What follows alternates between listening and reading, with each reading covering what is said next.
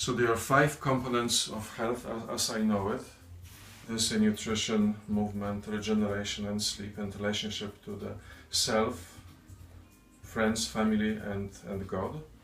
And the 5th element which integrates those 4 is actually functionality, because it is the nervous system and blood supply system which makes those all components to fit together. And if you look at the functionality of human body, the example of what I'm trying to say is, let's say, alignment of the feet. Very simple toeing out will force us to go into pronation.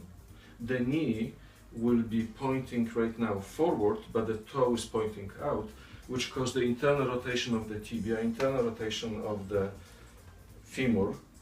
It will also create this leg functionally shorter, so it will be laterally rotated, which will create functional scoliosis.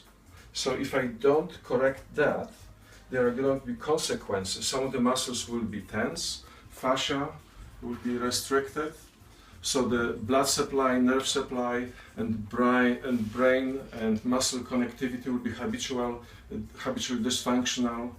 So by improving the function, we are improving all the remaining 4 elements of health. Otherwise, without correction of the functional issue, if I do the example strengthening exercises, I just make the dysfunction stronger. So this is the main point I was trying to make. The vibration plate is that if you put the human spine in a non-gravity situation, which means, let's say, prone, and if you introduce the corrective position, so depending if you have hyperlordotic curve, you have to adapt this to create hypolordotic curve. So if this is the sacrum, if someone has a hyperlordotic curve, then by putting the sacrum here, automatically you will put the lumbar spine in hypolordotic situation, and then you add normal mobility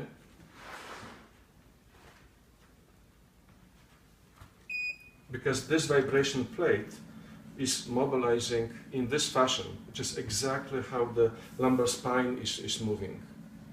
So you can speed up or speed down, but the point is that you're introducing the functional mobility in a corrective position in a non-gravity situation.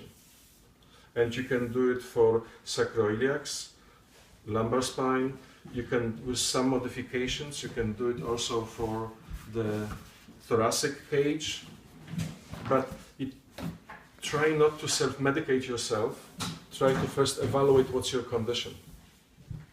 And what type of protocol will you typically use for it?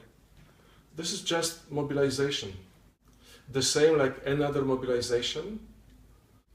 Don't do the mobilization before the performance, because it will turn off your actually proprioception. But otherwise, when you improve the range of movement in the joint, you improve the quality of the movement. So again, this blood supply and nerve supply is reset. Right. So as a separate entity then? Yeah. Yeah.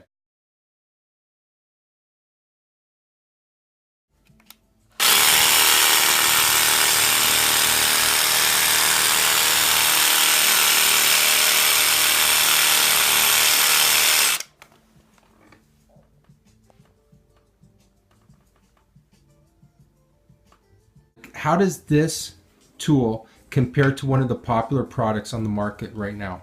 Oh, you're relating to this Theragun. Yes? Correct, yes. So one of my clients brought the Theragun to me, and he showed me this $900 tool, and I'm not a cheap, but I don't want to spend $1,000. So basically you can do it for yourself with the reciprocal saw. Right. And you install your own rubber ball. And in a frequency about 10 per second, you can actually switch off muscle hypertonicity. So you can use this time to reset the brain computer. Wow. And what's the difference in cost, just out of curiosity? $130. Wow.